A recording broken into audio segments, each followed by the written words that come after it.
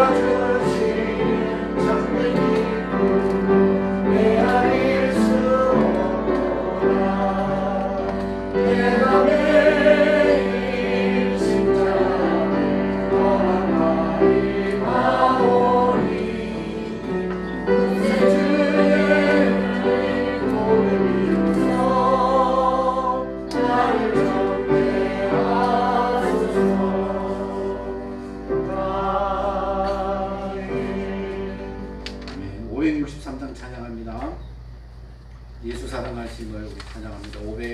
563장입니다.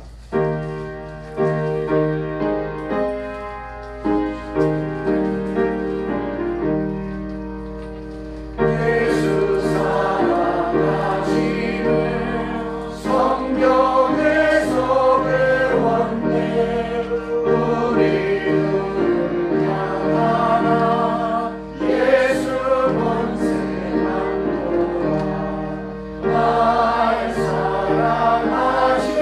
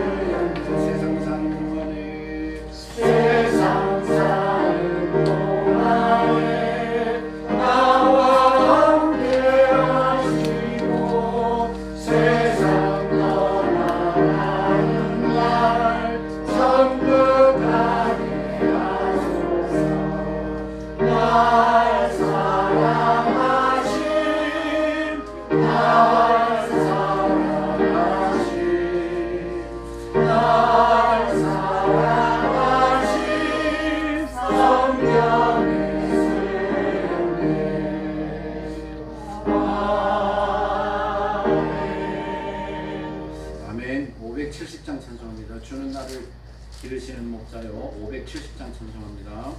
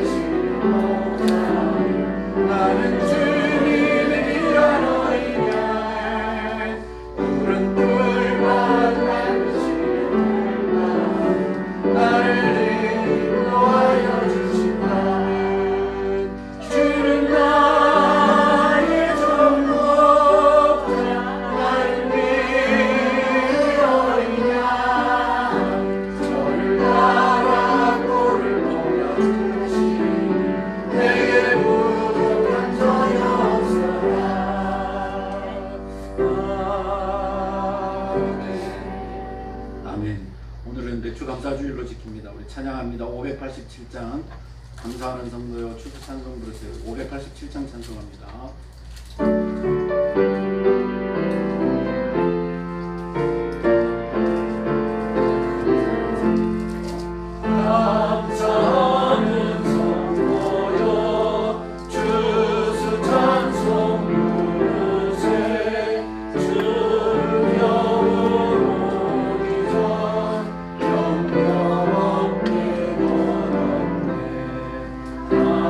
하나님이 우리를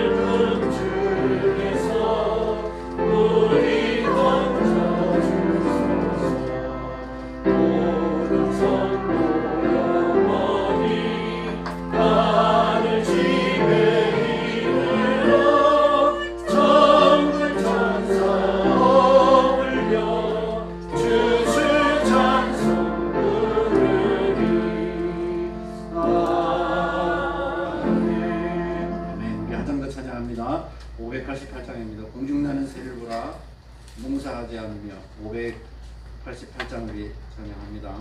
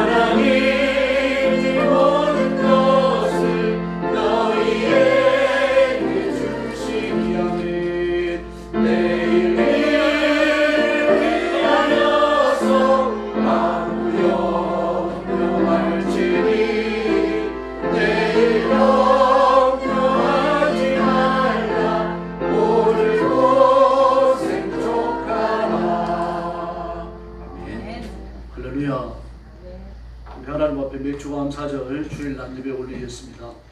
다 같이 일어서 주시기 바랍니다. 머리 숙여서 묵상기도 드리겠습니다.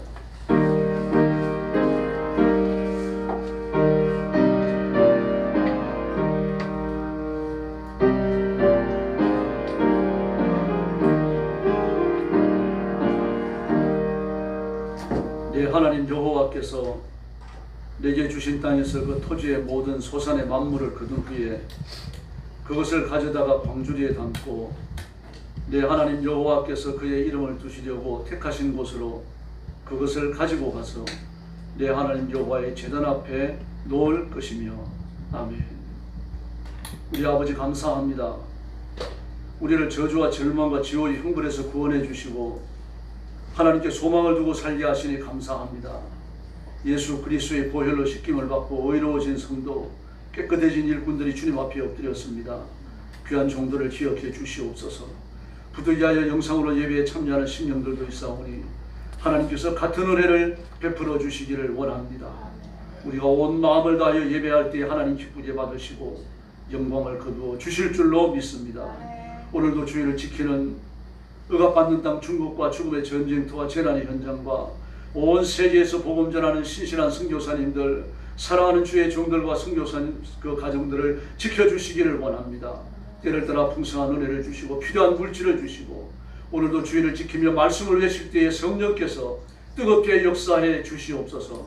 오늘도 저희들이 말씀을 나누고 하나님의 은혜를 기다립니다. 사랑하는 성도들 심령마다 한없는 복을 허락하여 주시옵소서. 예수님의 이름으로 간절히 기도 올려옵나이다. 아멘. 21장 찬송 부르겠습니다.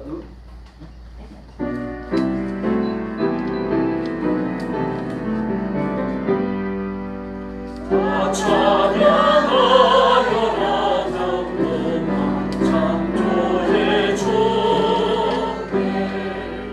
예호나 주 찬양 평강과 구원의 주님, 성도들아 주 앞에 이제 나와 즐겁게 찬양하여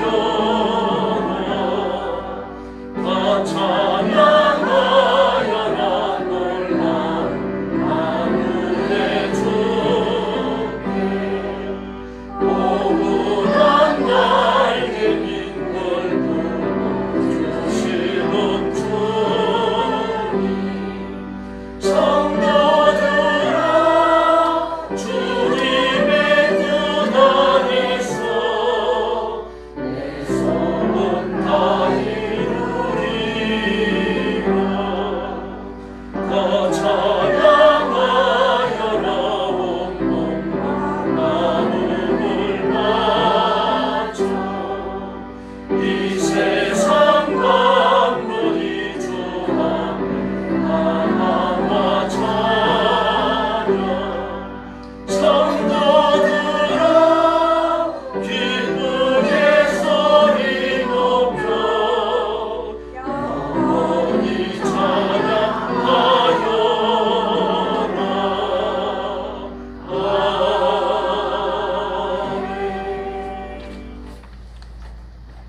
맥주 감사절 성시교도 하겠습니다. 주부에 있습니다. 여호와께 감사하라. 그는 선하시며 그 인자하심이 영원함이로다. 여호와께 감사하며 그 이름을 부르하며 그 행사를 만민중에 알게 하셨다. 저희가 광야 사막길에서 방황하며 그 알성을 찾지 못하고 주의 목을 가리고 영원히 속에서 하셨다. 이에 저희가 그 근심 중에 여호와께 부르짖으매 여호와께서 주시고 또 바른 길로 인도하사 말씀에 이르게 하셨도다. 저가 사모하는 영혼을 만족케 하시며 줄인 영혼에게 좋은 것으로 채워주십니다. 아멘. 머리 숙여서 신앙 고백하겠습니다. 나는 전능하신 아버지 하나님 천지의 창조주를 믿습니다. 나는 그의 유일하신 아들 우리 주 예수 그리스도를 믿습니다. 그는 성령으로 잉태되어 동정녀 마리아에게 선하시고 본디오 빌라도에게 고난을 받아 십자가에 못 박혀 죽으시고 장사된 지 사흘 만에 죽은 자 가운데서 다시 살아나셨으며 하늘에 오르시어 전능하신 아버지 하나님 우편에 앉아 계시다가 거기로부터 살아있는 자와 죽은 자를 심판하러 오십니다. 나는 성령을 믿으며 거룩한 공교회와 성도의 교제와 죄를 용서받는 것과 몸의 부활과 영생을 믿습니다. 아멘. 자리에 다 앉으시기 바랍니다. 찬송가 591장 부르겠습니다.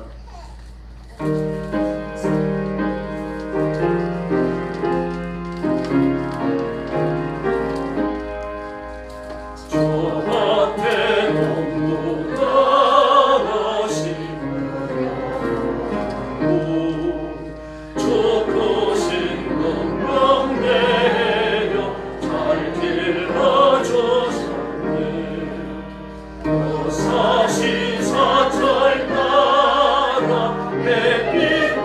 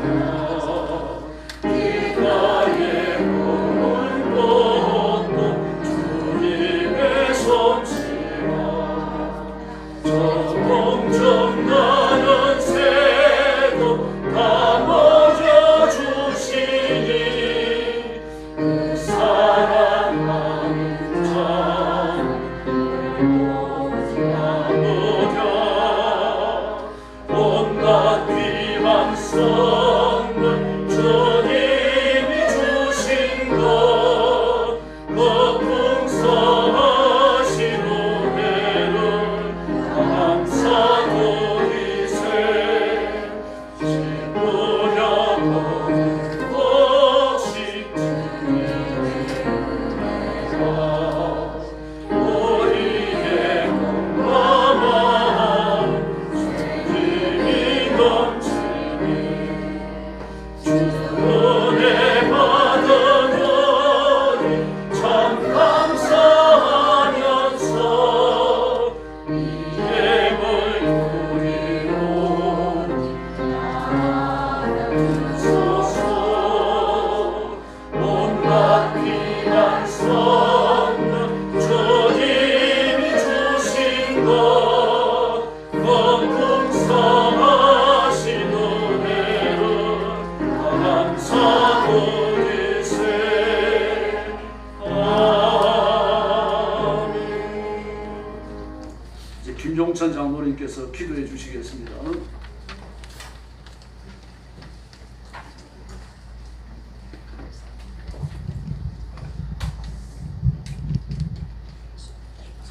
기도하겠습니다. 사랑과 공의 하나님 아버지, 이 매주 감사주일에 저희 모두를 주님의 거룩한 성전에 모이게 하시고 한 해의 절반을 지나는 시점에서 감사의 예배를 드릴 수 있게 하시고 진심으로 감사드립니다. 주님의 크신 사랑과 자비로 이끌어 주셔서 저희가 이 자리에 주님께 찬양과 영광을 올려드릴 수 있음을 기뻐하며 주께서 우리의 모든 필요를 채워주셨음을 고백합니다. 아버지 하나님, 이 시간 저희가 한마음 한뜻으로 드리는 기도를 들어주시옵소서. 주께서 우리에게 주신 모든 복을 돌아보며 감사의 마음을 담아 그 마음을 가득 그 마음에 가득 담아 주님께 한 발짝씩 나아갑니다.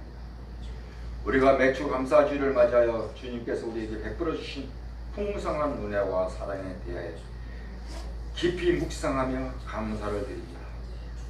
주님께서 우리에게 주신 풍요로운 수확과 모든 양식에 또한 감사드립니다. 땅이 그 소산을 내었으니 하나님 곧 우리 하나님이 우리에게 복을 주시리로다라고 하신 말씀처럼 주님의 풍성한 은혜로 우리의 삶이 채워졌음을 고백합니다. 이 시간 저희의 마음을 주님께 온전히 올려드리며 주께서 크신 사랑과 자비를 기억합니다. 주님의 말씀과 성령의 인도하심으로 우리를 바른 길로 인도해 주셨음을 또한 감사드립니다. 여호와는 나의 목자시니 내게 부족함이 없으리로다라고 다윗의 고백처럼 우리도 주님만을 의지하며 살아가기를 원합니다. 아버지 하나님, 우리의 삶 속에서 주의 뜻을 이루어 가기를 소망합니다. 우리가 주의 말씀을 따라 살며 주님의 사랑을 실천하는 자들이 되게 하여 주시옵소서. 주의 은혜로 우리의 삶이 변화되고 주님의 사랑을 전하는 도구로 쓰임받게 하여 주시옵소서. 너희는 이 세대를 본받지 말고 오직 마음을 새롭게 함으로 변화를 받아 하나님의 선하시고 기뻐하시고 온전하신 뜻이 무엇인지 분별하도록 하라는 그 말씀을 기억하며 우리의 삶이 주님의 영광을 드러내는 삶이 되게 하여 주시옵소서. 아버지 하나님, 우리가 서로 사랑하고 섬기며 살아가기를 원합니다. 주님께서 우리에게 보여주신 사랑을 본받아 저희도 이웃과 공동체를 섬기며 주님의 사랑을 나누는 자들이 되게 하여 주시옵소서. 새 계명을 너희에게 주노니 서로 사랑하라. 내가 너희를 사랑하는 것 같이 너희도 서로 사랑하라. 주님의 말씀을 마음에 새기고 사랑을 실천을 통해 주님의 사랑을 전하게 하여 주시옵소서. 아버지 하나님, 우리의 삶 속에서 주의 은혜를 기억하며 언제나 감사하는 마음으로 살아가기를 원합니다. 주께서 우리에게 주신 모든 것에 대하여 감사하며 주님을 더욱 사랑하고 의지하는 저희가 되게 하여 주시옵소서. 하나님 아버지, 이 시간 특별히 저희들의 교회를 위하여 기도합니다. 주님의 인도하심과 보호하심이 우리 영광교회 위에 항상 함께하여 주시옵소서. 사자 역사님 영육간에 강건하게 하시고 아론의 쌍난 지팡이를 허락하시어서 거짓 선지자들과 분별되게 하여 주시옵소서. 그 입술에 또한 기름 부으셔서 또 은혜의 은혜를 더하시고 선포하시는 하나님 아버지의 말씀이 권세 있는 말씀으로 우리 가슴 속에 깊이 박히게 하여 주시옵소서. 우리 목사님과 또 교회 중직자들에게 지혜와 분별력을 주시옵소서. 주님의 뜻을 따라 교회를 잘 이끌어 나갈 수 있도록 도와주시옵소서. 너희 중에 누구든지 지혜가 부족하든 모든 사람에게 후히 주시고 꾸짖지 아니하시는 하나님께 구하라. 그래야 주시리라는 그 말씀을 저희들 의지하면서 우리의 지도자들이 주님의 지혜로 충만하게 하여 주시옵소서. 아버지, 우리 교회의 모든 성도들이 또 하나가 되어 주의 사랑을 나누며 서로를 격려하고 세워주는 공동체가 되게 하여 주시옵소서. 이제 너희는 그리스도 예수 안에서 서로 지체가 되었느니라는 그 말씀처럼 우리 모두가 주님의 몸된 교회의 지체로서 서로를 섬기며 하나님의 사랑을 실천하는 자들이 되게 하여 주시옵소서. 아버지, 우리의 자녀들을 위하여 기도합니다. 그들이 주님의 사랑 안에서 자라나며 주님의 말씀을 따라 살아가는 믿음의 세대가 되게 하여 주시옵소서. 주님의 은혜로 그들의 마음이 주님께 향하게 하시고 세상의 유혹에 흔들리지 않도록 지켜도와 주시옵소서. 너는 마음을 다하여 여호와를 아뢰고 내 명철을 의지하지 말라라는 그 말씀을 그들이 기억하고 우리의 자녀들이 주님만을 의지하며 살아가게 하여 주시옵소서. 아버지 하나님, 우리의 모든 계획과 결실을 아버지 하나님께 맡겨드립니다. 주님의 뜻이 우리의 삶 속에 이루어지길 간절히 또한 소망합니다. 사람의 마음에는 많은 계획이 있어도 오직 여호와의 뜻만이 완전히 서르라는 말씀처럼 우리의 모든 일이 주님의 뜻 안에서 이루어지게 하여 주시옵소서. 아버지 하나님, 우리의 삶 속에서 주님의 빛을 비추게 하여 주시옵소서. 아버지 하나님, 이 맥체고 감사와 주일에 주시는 말씀을 통해 주님의 크신 은혜를 저희들 다시 한번 깨닫게 하여 주시옵소서. 우리의 삶 속에서 감사의 마음을 잃지 않게 하여 주시옵소서. 주께서는 우리에게 베풀어 주신 모든 복을 기억하며 언제나 감사하는 마음으로 저희들 살아가게 하여 주시옵소서.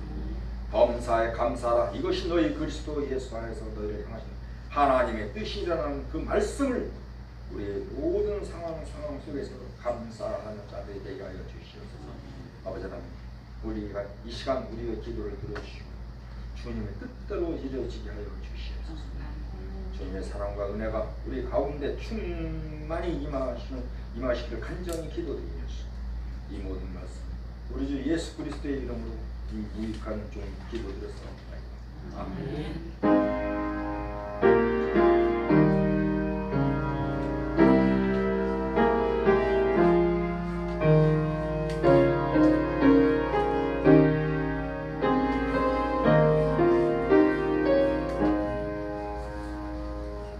하나님 말씀 묵상하겠습니다. 레위기 23장 15절부터 21절까지입니다.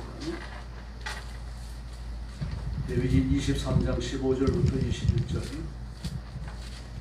저거 한 절씩 들어가겠습니다. 15절 말씀 제가 먼저 봅니다. 안식일 이튿날 곧 너희가 요제로 곡식단을 가져온 날부터 세워서 7 안식일에 수효를 채우고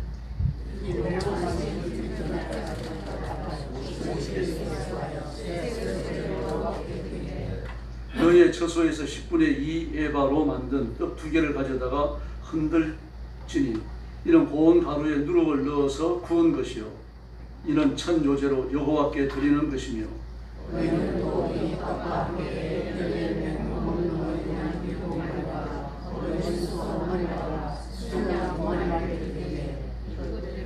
소제와 전제 제물과 함께 여호와께 드려서 번제로 삼을지니 이는 날짜 여호와께 드리는 냄새며.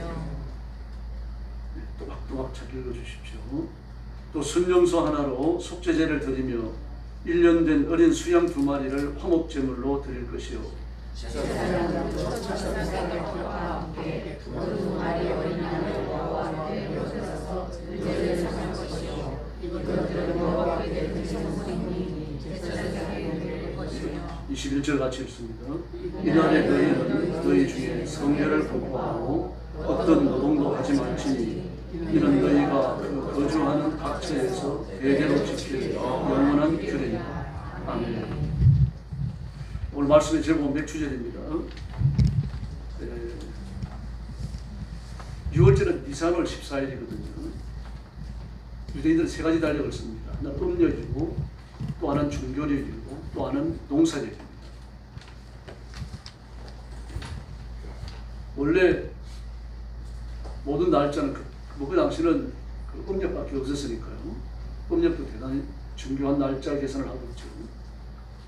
그러나 뭐 윤년에는 윤달 개념은 없었어요, 그 당시에. 그래서 음력을 지킬 때 대단히 조심스러워했습니다, 그 사람들. 니산을 양력으로 4월입니다. 14째 날 14일이 6월절이죠. 6월절 그날이 들어있는 첫 번째 안식일이 지난 첫날 주일이 되겠죠. 그날이 하나님 앞에 드리는 초실 예물을 바치는 초실절입니다. 그 초실절을 첫날로 카운트를 시작해서 50일째 되는 날, 7일이 7번 지나간 그 다음 날 50일째 되는 날이 바로 오순절입니다. 그래서 초실절을 첫날로 카운트를 해서 7일이 7번 지나가기 때문에 7, 7이 49, 77절이라고 불렀어요. 그리고 그 다음 50일째 되는 날이니까 10순자가 들어가서 오순절 그렇게 불렀던 것입니다.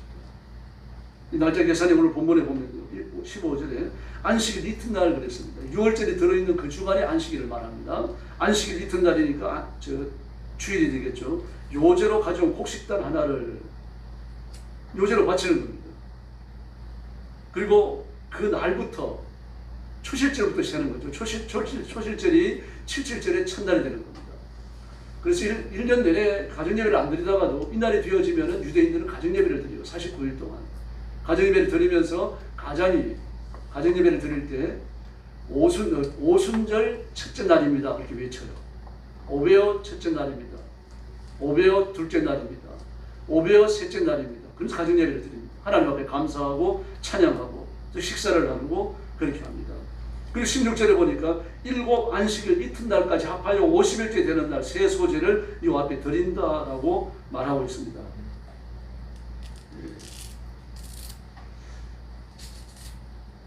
부활절이 언제죠?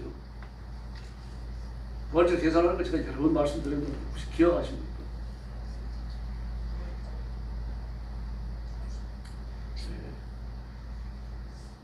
기억 못하시는 게 당연합니다. 해마다 말씀드립니다. 3월 20일을 기점으로요. 3월 20일을 기점으로 그 다음에 오는 음력입니다. 3월 20일은 그 양력이고요. 양력 3월 20일 다음에 오는 음력 보름입니다. 음력 보름. 그 보름이 지난 첫 번째 주일이 부활주일이에요.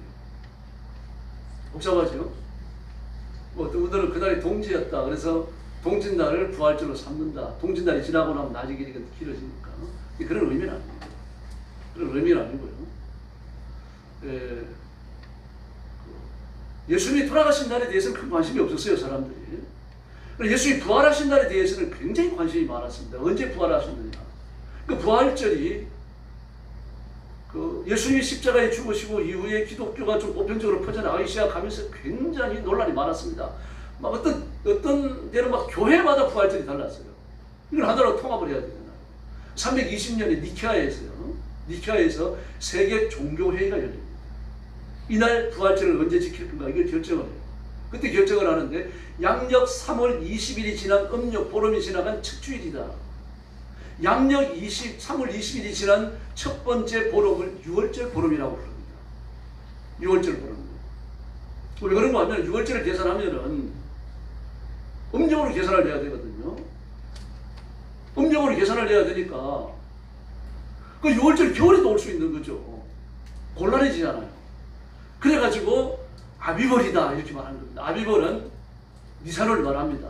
아비하니까 A, V, I, V입니다. 이게 빼쪽하잖아요. 뭐 세상이 나올 때입니다. 보리사이 나올 때. 예.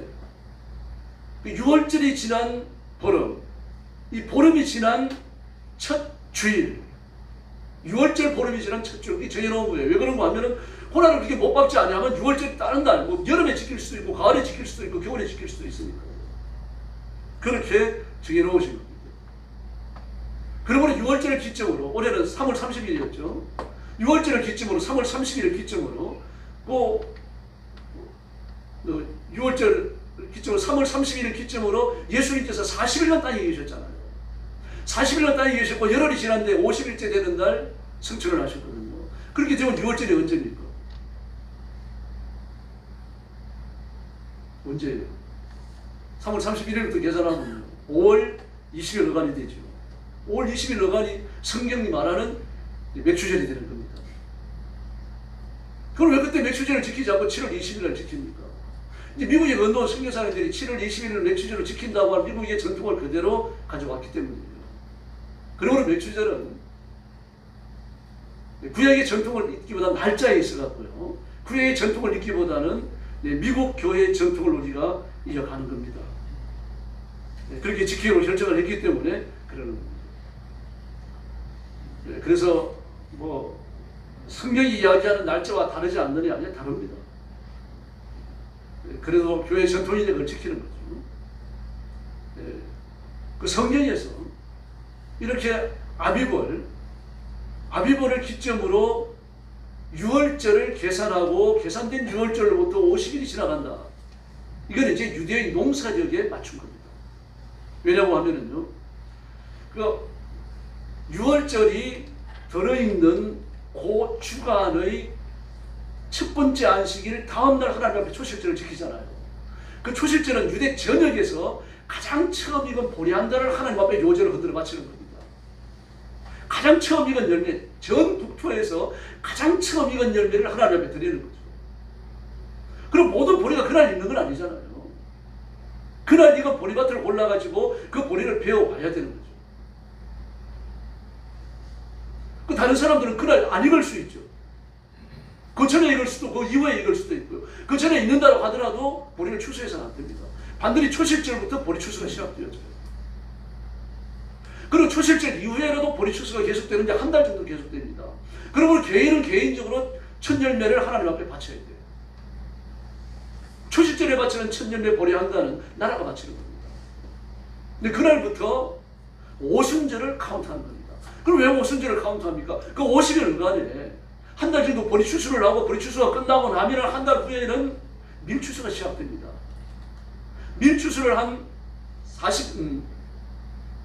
20일간에 하는 거죠. 밀추수를요. 그럼 밀과 보리가 함께 뭐 익기도 하는 거죠. 함께 하기도 하는 겁니다. 그럼 어쨌든 50일 기간에 보리 추수와 밀추수를 함께 해야 돼요. 그리고 나서 밀추수가 다 끝나는 날이 언제입니까? 49일째가 되는 날 추수를 멈추고 50일째 되는 날 하나님 앞에 첫 열매를 바치면서 개인이 50일간 추수한 것에 첫 열매를 바치면서 오순절을 지냈던 겁니다. 오순절 제사는 하루예요. 그럼 그날만 딱 밀추수가 끝나는 건 아니잖아요. 덜 있는 그 이후에 끝날 수 있죠. 그래서 그 이후에 제2의 오순절을 공포하고 한 번 더 지키기도 했습니다. 오순절이 하루였기 때문에 이제 오순절입니다. 그러므로 오순절의 중요한 의미는 뭡니까? 양식 주신 것을 감사하는 겁니다. 그것도 유대 농사력에 맞추어진 거예요. 그래서 현대교회는 유대 농사력에 맞추지 않고 7월 20일로 한 겁니다. 근데 그 명칭이 오순절이라고 그랬죠. 근데 구약 성경을 보면 뭐라고 말했는가 하면은 하크치로 그랬습니다. 하카치로. 무슨 뜻인가? 추수하는 날입니다. 추수하는 날. 근데 영어 성경에는요, 페스티벌 하베스트 그랬습니다. 페스티벌 하베스트. 하베스트는 곡물을 추수하는 거죠. 거두어드리는 겁니다. 곡물을 거두어들이면 수확하는, 추수하는 축제라는 겁니다. 그럼 왜 오순절일까요, 우리는? 맥추절이라고 그러죠, 맥추절. 이 맥추절이라고 하는 말은요, 구약 성경에 맥추절의 의미를 가장 완벽하게 담습니다. 하크치르라고 하는 것도, 페스티벌 하베스트라고 하는 것도요, 성경의 의미를 다 담지 못합니다. 단지 그 날만을 규정하고 있는 거죠. 보리를 한문으로 뭐라고 부릅니까? 보리맥자를 쓰죠. 그 맥입니다. 밀도 맥이에요. 밀맥자를 씁니다. 그럼 맥추절 할 때 밀맥자일까요? 보리맥자일까요? 두 개를 다 말하는 겁니다. 그래서 맥추절이 기가 막힌 번역이에요. 보리추수와 밀추수를 전부 다 아우러고 있거든요. 보리추수만 겨냥하는 것도 아니고 밀추수만 겨냥하는 것도 아닙니다. 뭐 이스라엘 같으면은 곡식이라고 해봐야 밀과 보리밖에 없어요. 그리고 그렇기 때문에 하크치스라고 하더라도, 하크치르라고 하더라도 뭐 추수하는 날이라고 하더라도 밀과 보리밖에 없으니까 밀 보리 추수구나 그렇게 말할 수 있는 거예요. 그럼 우리나라는 어떻습니까? 혹시라 그러면 쌀도 있죠, 보리도 있죠, 밀도 있죠, 귀리 있죠, 뭐 수수 있죠. 그러지 못하겠네. 뭐가 다 또 있습니까? 뭐 얼마나 많습니까? 조도 있고 말입니다. 그럼 뭘 추수한다는 얘기예요? 그러고는 맥추절이 기가 막힌 명칭입니다. 동남아 지역이 아마 다른 나라에도 그럴 겁니다. 그리고 어떤 분들은 이 명칭을 가지고서 막 논문을 쓰기도 합니다. 번역이 잘못됐다 그래 쓸데없는 수고입니다. 얼마나 멋집니까? 밀과 보리를 한꺼번에 어울려갖고 맥추절을 그러는데요. 이것보다 더 성경적인 명칭이 어디 있어요? 성경의 뜻을 100% 반영하고 있는 거죠. 기막힌 번역입니다. 오순절의 가장 큰 교훈은 양식 주심을 감사하는 절기입니다. 그래서 출애굽기 23장 16절을 보면요. 맥추절을 지키라. 이는 내가 수고하여 밭에 뿌린 것의 첫 열매를 거둠이라. 할렐루야. 밭에 뿌린 것의 첫 열매를 거둠이라는 보리백자를 써가지고 보리를 거둔다는 뜻입니다. 보리를 먼저 거둬요. 대개 한 달 후에 이제 밀을 거둔다 그러는데 반드시 그런 건 아니고요. 대개 그렇다는 얘기입니다. 신명기 16장 10절을 보니까요. 내 하나님 여호와 앞에 7절을 지키되 내 하나님 여호와께서 내게 주신 복을 따라 힘을 다하여 예물을 드리고 라고 말합니다. 내게 주신 복을 따라 내게 얼마나 많은 복을 주셨는지 이걸 기억하고 하나님 앞에 드리라 그렇게 말하고 있습니다. 지금은 보리가 웰빙 음식이죠. 저도 이 보리밥하고 콩밥을 잘 먹다가 보니까 흰밥을 주면 한두 숟가락 맛있어요. 반찬도 없이 먹을 것 같아요. 근데 한 서너 숟가락 먹다 보면 싱겁습니다. 밥이요. 그 잡곡밥에 입에 익어갖고요. 뭐 그러나 그렇다 그러더라도 보리밥이 맛있죠. 점점 쌀밥이 맛있죠.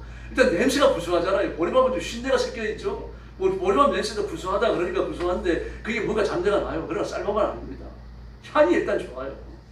기름이 잘 흐르고요. 저는 고등밥을 좋아하는데 약간 또 이렇게 되게 밥을 해놓으면 반찬 없이 그냥 밥만 먹어도 좋아요. 뭐 지금 보리밥이라 그런 건 웰빙 음식입니다. 그러나 우리 어릴 때 그랬으니까 보리고기라는 말이 있잖아요. 먹을 거 다 떨어지고 말입니다. 먹을 게 보리밥이 없으니까 보리고기라는 말이 나온 거죠. 보리는 뭘 해도 맛이 없어요. 꽁보리밥 해보세요, 여러분. 보리를 2번 삶아가지고 보리밥 해보십시오. 보리밥에 이렇게 고추장 착착 비벼가지고 참기름 넣어가지고 비벼보면 맛있다. 한 번 먹으니까 맛있죠. 하루 3끼 날마다 먹어보십시오. 거기서 냄새가 나죠. 어떤 분 보리개떡 맛있다 그러는데 그거 보면 보리개떡 아닙니다. 쌀로 만든 개떡이에요. 진짜 보리개떡 만들어는 그러나 그 보리로 보리개떡 만들어 보시면 끓여갖고 안 씹혀져요. 입안에서 뱅뱅 돕니다. 안 넘어갑니다. 물로 삼켜야 넘어가는 거죠. 보리가 그런 음식이에요, 여러분. 쌀 나오기 전에 보리 겨울에 농사가 되잖아요. 그걸 봄에 추수하거든요. 그 쌀 나오기 전에 음식 먹는 겁니다.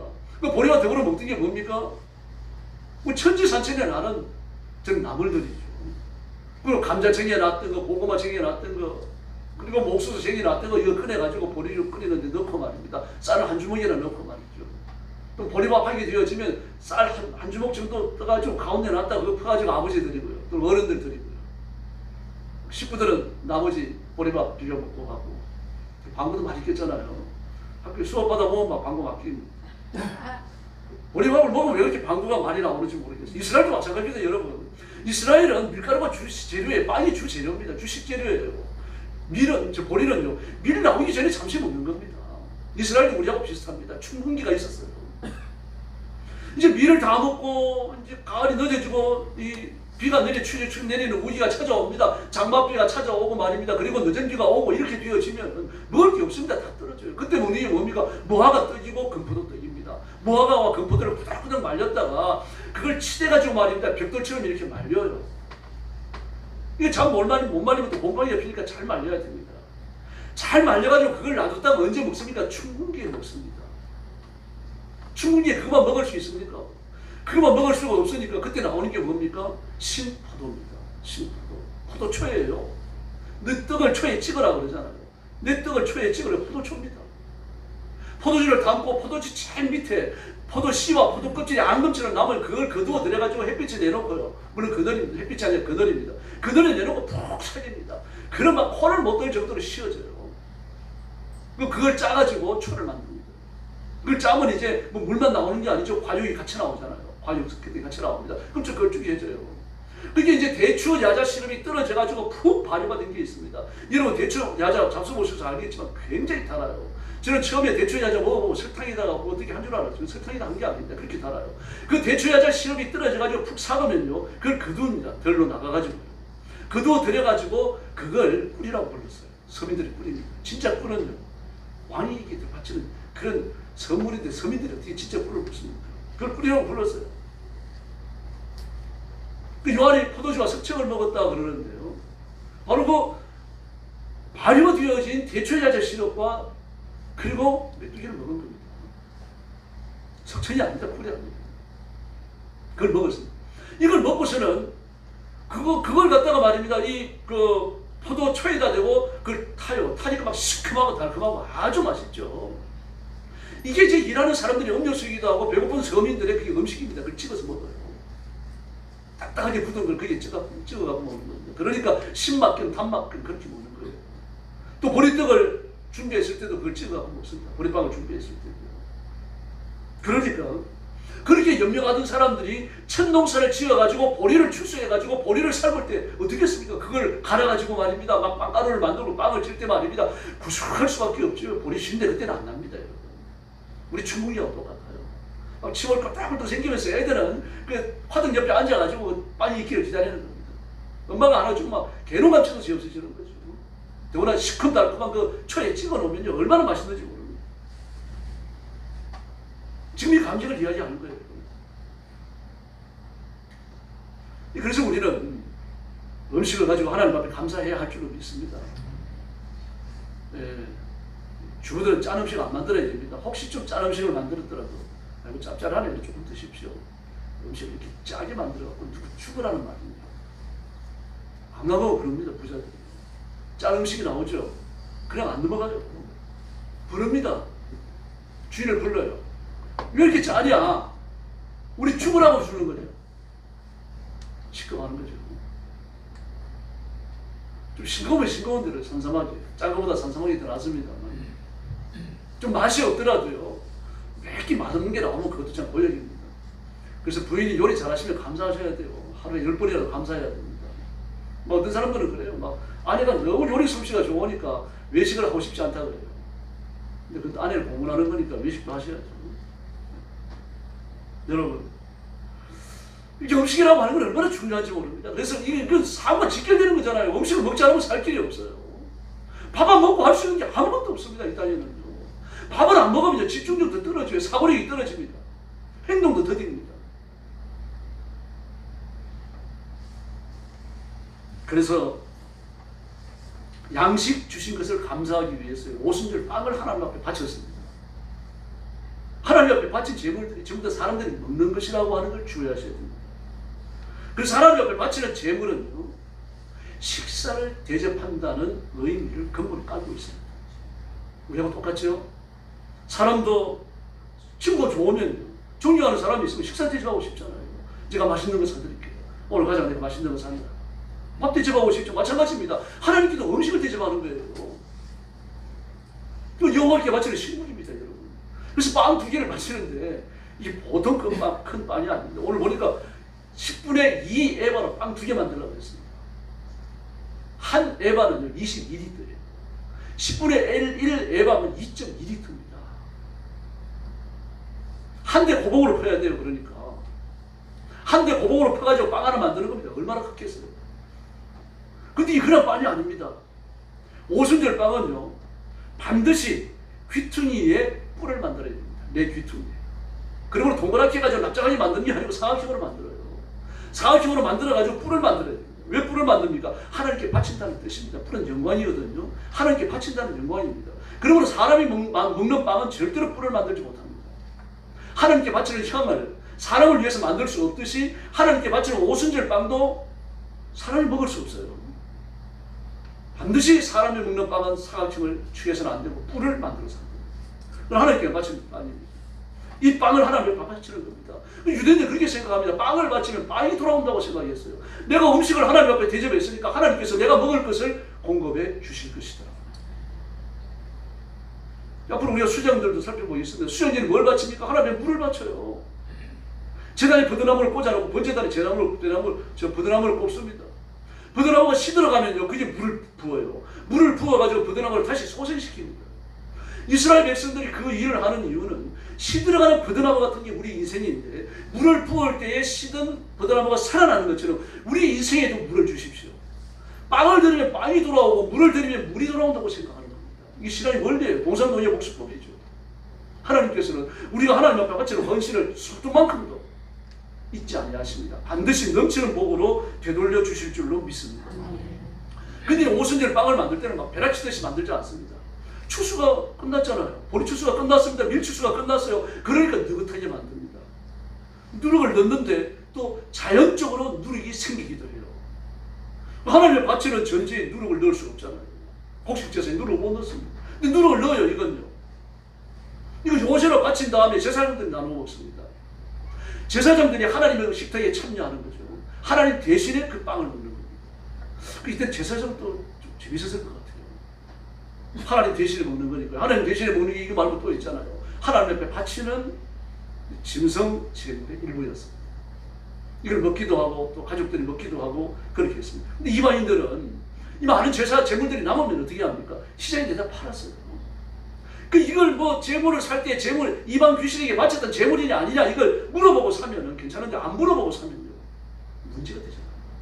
그래서 이 제물 때문에 문제가 일어나는데 이게 고린도전서에 나오잖아요. 유대의 큰 문제 중에 하나였어요. 그러나 하나님 앞에서 먹다가 제물이 나오면요 반드시 불태워야 됩니다. 남겨놓으면 안 됩니다. 그래서 지금도 곡식 주심에 대한 감사가 있어야 합니다. 농사가 잘 된다 안 된다 여기에 대해 가지고 우리 관심을 가져야 돼요. 태풍이 온다 안 온다 비가 와가지고 홍수가 져서 얼마 만에 농토가 없어졌다 얼마 만에 곡식이 줄어든다 이런 거 생각하셔야 됩니다. 옛날에 농자지 천하 대본이라고 했잖아요. 농사 짓는 사람들이 이 천하의 근본이다 그렇게 봤습니다. 지금도 마찬가지입니다. 농사 짓는 것을 멸시하는 나라는요 반드시 경제적 파탄에 빠지게 되어집니다. 1차 산업이 든든해야 돼요. 1차 산업은 전부 다 그렇잖아요. 그게 별로 좀 깔끔하고 이런 직업이 없잖아요. 다 더티합니다. 좀 지저분해요. 육신의 노력이 가해져야 돼요. 뭐 지금은 스마트팜이라 그래가지고 막 좀 힘들지 않게 농사를 짓습니다만 돈이 많이 들어가는 농사죠. 앞으로는 아마 스마트팜 그래가지고 그 기계식으로 전부 다 IT 그런 기술에 의해가지고 농사 짓는 걸 많이 바뀔 겁니다. 다국적 기업은요 세계 곡물 시장을 장악해가지고는 이 먹는 걸 가지고서는 세계들을 위협해요. 전 세계를 위협합니다. 매판 정치인을 만들고 사학가를 조정하고요. 국가 경제에 간섭까지 합니다. 내가 너희 나라의 쌀을 비싼 값에 사줄 테니까 팔아라. 거기에 그 사람들로부터 와이로 이 돈을 받은 매판 정치인들이 합류되어져가지고 그 일을 성사시켜주는 거죠. 이걸 그냥 한번 사가면 끝나는 게 아니라 10년, 20년, 40년, 50년 계약을 맺어버립니다. 그럼 그 가격에 사줘야 돼요. 그 사람한테 팔아야 돼요. 똑같은 가격이에요. 아니면 상승분을 어떻게 한다, 농사가 잘 안 되고 흉년이 될 때는 어떻게 한다, 이런 계약도 자세히 씁니다만 어쨌든 싼 값에 넘어가야 되겠어요. 이걸 그 세계 곡물 회사들이 팔 때는 엄청나게 비싼 값을 팝니다. 우리도 그런 곡물을 사다가 먹고 있습니다. 지금. 이걸 안 사다 먹을 수 없는데 그걸 안 사다 먹으면 국제 간의 무역 교류가 성립되지 않습니다. 그러므로 우리는 해마다 쌀이 남아 돌아갈 만큼 풍요를 주신 하나님께 감사해야 할 줄로 믿습니다. 음식은 절대 남기지 마시고요. 식당에 가셔서도 그저 먹을 만큼만 그렇게 드시도록 해야 됩니다. 막 게을러 갖고 식탁에서 음식이 말라 비틀어져 가지고 막 버리는 거 멋지다 그럴 수 있겠죠. 그러나 그런 일들이 매일 반복되도록 해서는 안 된다는 이야기입니다. 해마다 굶어 죽는 사람이 나오는 북한의 현실을 직시해야 됩니다. 해마다 가사자가 나와요. 막 지금 뭐 TV에 나옵니다만 북한의 경제가 무섭게 흔들리고 있죠. 환율이 엄청나게 올라가고 있어요. 저러다 보면 그 경제도 파탄 나는 겁니다. 정말 주의해서 봐야 됩니다. 한 해 동안 음식이 버려지는데 얼마나치가 버려질 것 같습니까? 전 세계에서요. 426조 원어치. 깜짝 놀랐죠. 우리나라에서만요. 한 해에 버려지는 음식이 20조 원어치가 버려집니다. 무섭습니다. 여러분. 영국 기계 엔지니어 학회 보고서에 따르면요. 신나의 30% 내지 50%, 12억 톤에서 20억 톤은요. 요리도 하기 전에 버려진다고 말해요. 해마다요. 이 끔찍한 죄를 짓고 있습니다. 영국은요, 생산된 야채 및 작물의 30%가 소비자들이 봐가지고 얘 현찮네 그래가지고 안 사가지고 보내주는 겁니다. 유대인들을 배워야 됩니다. 유대인들은요, 안식일 전날이 되어지면요, 자기가 팔던 야채나 과일 중에서 안식일을 견디지 못하고 상할 것들은 전부 다 가게 앞에 내놓습니다. 그 가난한 사람들이 와서 같이 가요. 그거라도 해야 돼요. 그걸요. 버려질 거 아닙니까? 근데 세상에 그 야채와 작물의 30%가 소비자들이 봐가지고 성이 안 찬다고 해서 버려진다고 합니까? 이거 얼마나 무서운 죄입니까? 그런데 그런 나라에서 굶어 죽는 사람, 배고픈 사람들이 나오고 있습니다. 유럽과 미국에서는요, 소비되는 음식이 요리되는 음식입니다. 미국과 유럽에서요. 물론 평균치입니다만 요리되는 음식의 50%가 쓰레기통으로 들어갑니다. 이런 짓을 저지르고 있어요. 그래서 1+1 주의하셔야 됩니다. 미국도 있습니다. 전 세계적으로 1+1이 있어요. 물론 꼭 필요해가지고 1+1을 삽니다만 괜히 쓸데도 없는데 1+1을 사가지고 집에 쟁여놨다가 나중에 버리는 경우도 있어요. 인터넷 구매 중독 있는 여자가 TV에 한번 나왔었습니다. 저도 깜짝 놀랐어요. 한 달에 버는 돈보다 더 많이 써요. 그런데 막 몇십만 원짜리 막 100몇십만 원짜리 쓸만한 건 안 삽니다. 전부 다 몇천 원, 몇만 원짜리를 잔뜩 사들여요. 한 달 내내. 그걸 사들이니까 마디자루 하나가 됩니다. 거의 안 쓴 것들입니다. 그 다음에 그걸 또 갖다 버려요. 나도 모르게 밤에 살짝 들고 나가서 버리고 그 다음에 또 사먹고. 이거 아닙니다. 정신적 흐트러감이거든요. 단순한 정신적 흐트러감이 아닙니다. 그런 사람 예수 믿어야 됩니다. 겉으로 보기에 완벽한 음식, 그런 음식에 대한 욕구가 너무 강합니다. 전 세계 10억 명의 인구가 음식이 없어서 고통받고 있고요. 전 세계의 그 15%가 기아선상에 서 있다고 말합니다. 사하라 남쪽 아프리카 중 아프리카는요, 사하라 사막 남쪽이 아프리카요. 거기에서는요, 3명 중에 1명이 영양실조고 서방 선진국에서는 1인당 1,400kcal가 버려지고 있습니다. 한쪽에서는 음식이 없어지고 한쪽에서는 음식이 남아갖고 너무 멀어서 병들어 죽는 이런 일들이 벌어지고 있습니다. 그래서 전 세계에 버려지는 음식만 가지더라도요 10억 명 이상이 배부르게 먹을 수 있다고 말합니다. 버려지는 곡식, 요리되기 전에 식재료를 빼놓고 요리된 음식만 가난한 사람을 위해서 쓴다고 하더라도 그렇게 된다는 이야기입니다. 우리나라도요, 술 있는 쌀을 아껴야 됩니다. 그러면 쌀을 갖고 그러면 술을 얼마나 빚어내는지 모릅니다. 성수동에 술 있는 데가 많다 그래요. 수제로 술 있는 데가 막 신문에 나오고 인터넷에 올라올 정도로 많다 그래요. 근데 여러분은 모르죠. 저도 몰라요. 근데 그런 데를 찾아가지고 막 주말마다 막 젊은 사람, 나이 든 사람들이 말입니다. 막 얼마나 많이 찾아오는지 모릅니다. 그치? 세계적인 신학자인 설교가인 매초현리 목사님은 어느 날 밤 강도를 만났습니다. 많이 맞았어요. 막 피를 흘렸습니다. 그리고 피투성이가 돼가지고 성경 가방도 뺏기고 주머니에 있는 지갑도 뺏기고 그래갖고는 비틀티가 집에 돌아옵니다. 돌아오자마자 손도 안 씻고 서재에 가서 앉아가지고 하나님 앞에 기도했습니다. 그분이 매초현리 주석 서문에 나와요. 이렇게 되어 있어요. 하나님, 제가 강도질한 게 아니라 강도 당한 입장인 것을 감사합니다. 돈은 빼앗기지 않았으나 생명 빼앗기지 않았고 신앙은 그대로 있으니 감사합니다. 나를 괴롭힌 강도를 위해서 기도할 수 있으니 감사합니다. 앞으로 다시는 강도질 하지 않게 해주십시오. 신실한 하나님의 종이 되게 해주십시오.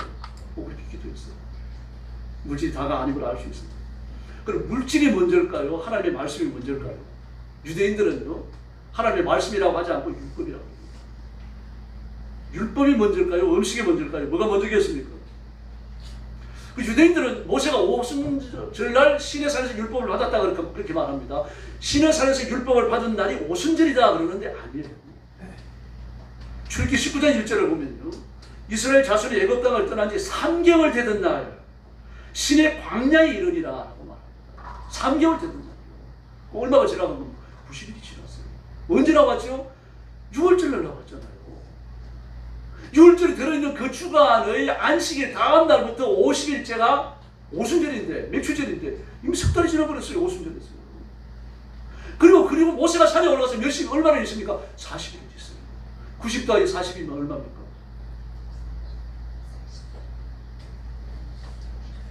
맞아요. 입속은 130. 다 들립니다. 130일이면 여러분. 50일이 아니라 130일이 지나버려서 80일이 더 지났어요. 근데 왜 오순절과 관련을 시킵니까? 율법의 중요성. 오순절 매추절이 가지는 영적인 교훈의 중요성을 일부러 연관시키기 위해서입니다. 빵이 문제가 아니라 율법이 문제라는 겁니다. 유대인들은 이렇게 가르쳤어요. 율법에 순종하면 빵을 주신다. 그러나 빵을 구하면 율법도 잃어버린다. 지옥에 떨어진다는 말이죠. 무서운 말입니다. 유대인 아이들에게 빵을 먹을 나이가 되면 그걸 가르칩니다. 어머니 아버지가요. 아이를 앞에 앉혀놓고요. 그래서 그 구약 성경은요, 모세 오경을 출석한 것을 미시나라고 부릅니다. 미시나는 또 여러 개의 책으로 있어요. 근데 아봇스라고 있습니다. 미시나 아봇스 3장 17절을 보면요, 토라가 없으면 밀가루도 없다. 그게 항목으로 적혀 있습니다.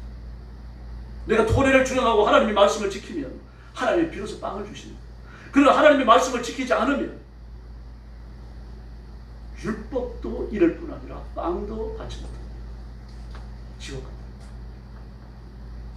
이런 가치관은 신명기 8장 3절을 반영한 겁니다. 너를 낮추시며 너를 줄이게 하시며 또 너도 알지 못하면 내 조상들도 알지 못하던 만나를 내게 보이신 것은 사람이 떡으로만 사는 것이 아니라 여호와 입에서 나오는 모든 말씀으로 사는 줄을 내가 알게 하려 하심이라. 할렐루야. 이 말씀이 아니야. 예수님도 그러셨죠. 사람이 빵만 먹고 사는 게 아니라 하나님 말씀으로 산다. 분명히 말씀하셨습니다. 빵을 구하면 손에 든 빵도 잃어버리겠지만 하나님의 말씀을 구하면 빵도 함께 얻게 될 줄로 믿습니다. 그래서 오늘 본문에 보면 하나님 앞에 제물을 바쳐요. 계산하셔야 됩니다. 18절입니다. 또 이 떡과 함께 오순절 떡 2개입니다. 10분의 2 에바, 하나를 10분의 1 에바로 만든 거죠. 1.2리터로 만든 큰 떡 2개와 함께 1년 된 흠 없는 어린 양 7마리, 7이죠. 어린 수소 1마리, 순양 2마리, 몇 마리입니까? 10마리입니다. 그 다음에 또 19절 보세요. 또 순염소 1마리로 속죄제를 드리고 1년 된 어린 순양 2마리로 화목제를 드릴 것이요. 몇 마리입니까? 합치면요 13마리. 대답 좀 하셔요. 감동하셔가지고 저를 보고 계십니다. 다음 20절 보십시오. 제사장은 그 첫 이삭의 떡과 함께 그 2마리 어린 양을 여호와 앞에 흔들어서 요제를 삼을 것이요. 그 2마리 이렇게 표현하니까 이 양이 19절에 바친 양이라고 생각합니다. 그렇지 않습니다. 왜 그렇습니까? 화목 제물은요 반드시 화제로 드려야 합니다. 가을 때 갖고 화제로 드리고 화목제를 이거는 제사장이 바치는 거예요. 여기는 어떻게 하면 요제로 바쳐요. 요제로 바치는 화목 제물을 놓습니다. 그리고 요제로 바치는 이 제물을 더 바친 겁니다. 그럼 모두 몇 마리를 드립니까? 15마리죠. 10마리에 3마리, 2마리, 15마리 바쳤어요. 물론 더 많은 걸 준비할 수 있지만 하나님이 이걸 요구하십니다. 그러면서 온 이스라엘 백성들이 하나님 앞에 감사할 것을 요청하시는 겁니다. 오늘도 아버지 하나님께서는 말씀 앞에 순종하라고 말씀합니다. 그럼 마귀는요 빵을 찾으라고 말씀을 합니다. 마귀의 말에 귀를 기울이지 마시기 바랍니다. 우리가 살고 죽는 건 하나님의 말씀에 있는 줄 믿습니다. 빵에 있지 않습니다. 물질에 있고 건강이 있는 게 아닙니다. 하나님께 순종하면 건강도 하나님이 주십니다. 그러나 물질 앞에 순종하고 세수에 빠지기 시작하면요 건강도 빼앗깁니다. 하나님만 사랑하고 하나님을 의지하고 온 힘을 다해서 맥주질의 교훈을 따르고 주님의 종으로 존귀한 삶을 사는 귀한 성도들이 되기를 예수님의 이름으로 축원합니다. 기도하겠습니다. 자비로우신 아버지 하나님 감사합니다. 우리에게 날마다 먹을 것 입을 것을 주시고 행복하게 지낼 수 있는 가정과 가족을 주시니 감사합니다. 오늘도 주 앞에 찾아와서 엎드리는 성도들을 기억하시고 하늘의 복을 허락하여 주시옵소서. 주님을 사랑하게 하시고 주님을 의지하게 하시고 주의 말씀을 따라 나아가도록 인도하여 주옵시기를 간절히 원합니다. 모든 어리석은 것을 벗어버립니다. 하나님의 말씀의 위대함을 깨닫고 그 말씀 앞에 복종하고 말씀을 존중하고 말씀을 높이 들고 외치는 저희들이 되게 하여 주시옵소서. 오순절에 이 언약을 기억하고 오순절의 복을 누리기 위하여 오순절의 교훈을 따라 순종을 다하는 성도들이 되게 하여 주시옵소서. 하나님이 보실 때 존귀히 여기는 존귀한 일꾼들 삼아주시고 하나님께서 우리 성도들 보실 때마다 그 마음을 시원하게 해드리는 하나님의 귀한 자녀로 귀한 종으로 사용해 주시옵소서. 우리 성도들을 주 앞에 하나님께 맡겼사오니 하나님이 책임져 주시기를 바랍니다. 오순절의 복, 맥주절의 복을 마음껏 부어주시기를 바랍니다. 그리고 우리 성도들이 하나님을 위해서 충성하고 복받고 힘써 사역하여 인정받는 이 땅에서 하나님께 귀역되는 귀한 일꾼들 삼아 주시옵소서. 예수님의 이름으로 간절히 기도 올리옵나이다. 아멘.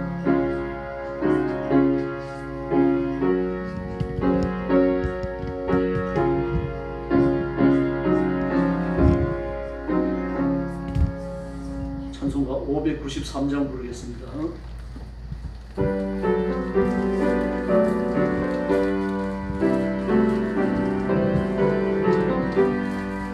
아름다운 하늘과 묘한 세상 주시고 많은 사랑 베풀어 우리 길러 주시고 우리 주님 예수께 감사 찬송합니다.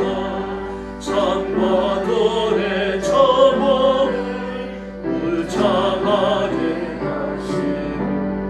달과 별의 광채를 밤에 보여주시고 우리 주님 예수께 감사 찬송합니다.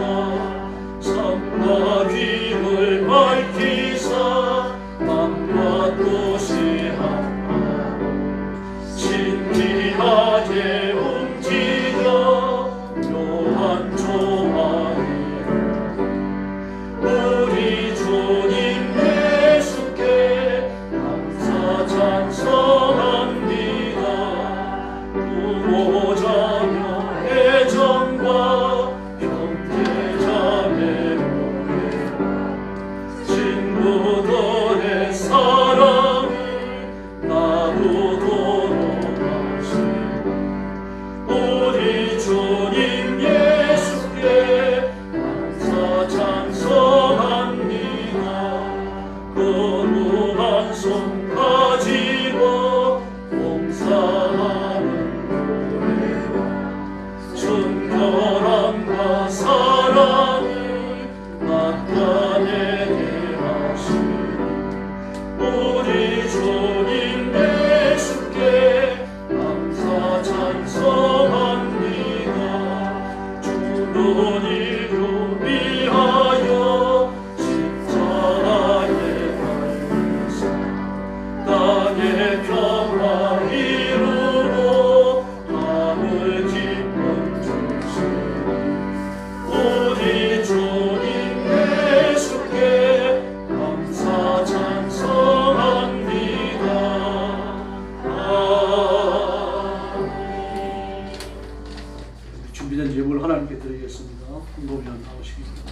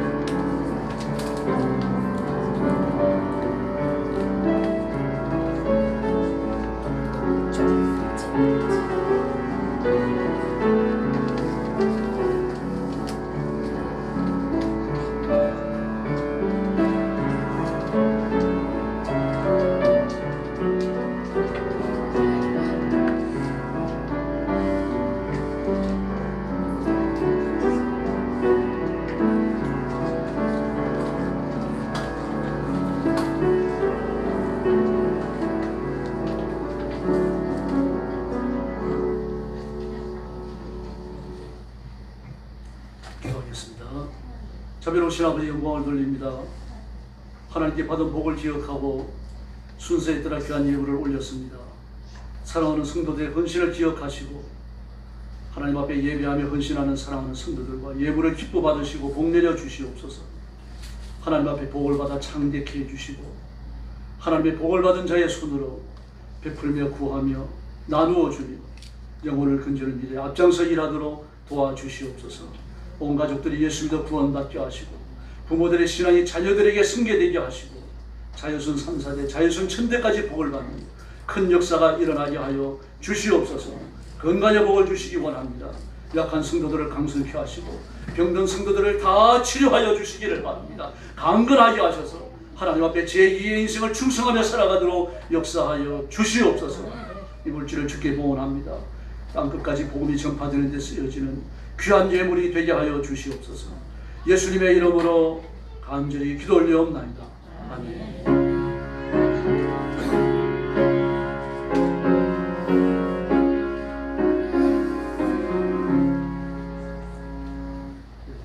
표는 하나님 앞에 감사하랍니다.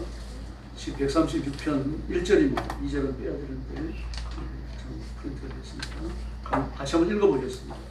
여호와께 감사하라. 그는 선하시며 그 인자하심이 영원합니다. 136편 1절 말씀. 그럼 외울 수 있겠죠? 같이 외워보겠습니다. 시작. 여호와께 감사하라. 그는 선하시며 그 인자하심이 영원합니다. 136편 1절 말씀. 할렐루야. 나라와 민족을 위해서 계속 기도해 주시고요. 지금 우리가 정치판이 전쟁터 같습니다. 하나님 나타나셔서 정리해 주셔야 되는데 그렇게 기도해 주시고 특히 윤석열 대통령 부부가 보험을 다 들었거든요. 마음에 떨어진 보험에 결실하도록 기도해 주시고 그리고 그 정치인들 중에 믿음 좋은 사람들이 있어요. 많은 고민들을 하면서 정치를 하고 있는 줄 압니다. 그분들이 앞장서 가지고 기독교인 정치들이 융합하고 그리고 기도하도록 그렇게 부르짖으셔야 됩니다. 그리고 그 공산주의자들 있어요. 교회 나오는 사람 중에 공산주의 기치를 높이 들고 우리나라를 공산주의화 하려고 하는 사람들 있어요. 그 사람들 신앙이 삐뚤어진 거죠. 그래서 예수 믿는 정치인들이 규합을 했으면 좋겠는데 쉽지 않은 것 같습니다. 계속 기도해 주시기 바랍니다. 선교사님들을 위해서 기도해 주시고요. 폭염과 홍수 때문에 전 세계가 난립니다. 전쟁 때문에 그렇고 하나님께서 이 땅에 은혜를 주시도록 기도해 주시기를 바랍니다. 옆에 계신 분들하고 인사 나눠주시기 바랍니다.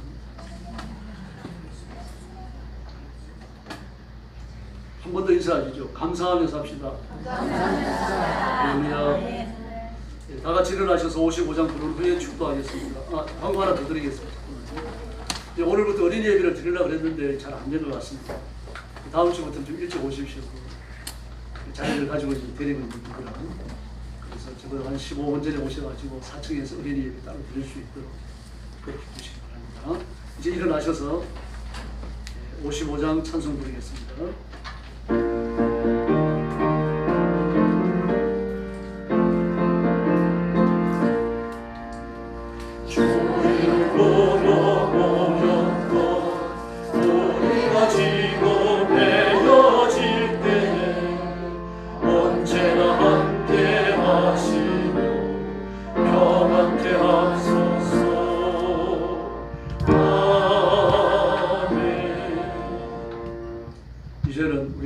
예수 그리스도의 은혜와 하나님 아버지의 극진하신 사랑과 성령님의 도우심과 인도하심과 교통하심이 하나님 앞에 나와서 맥주 감사절 예배를 드리며 하나님께 감사와 감격의 기쁨의 찬송과 영광을 돌리며 살고 또 하나님이 주시는 복을 받아 장대한 삶을 누리며 힘을 다하여 충성하기 원하는 사랑하는 모든 성도들 머리 위에 영원토록 함께 계실지어다.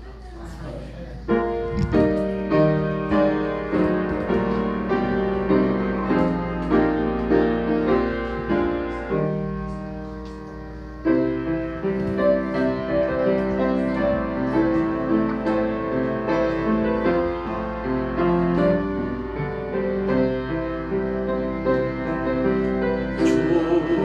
다시 오실 때까지 나를 잊지 못하리라.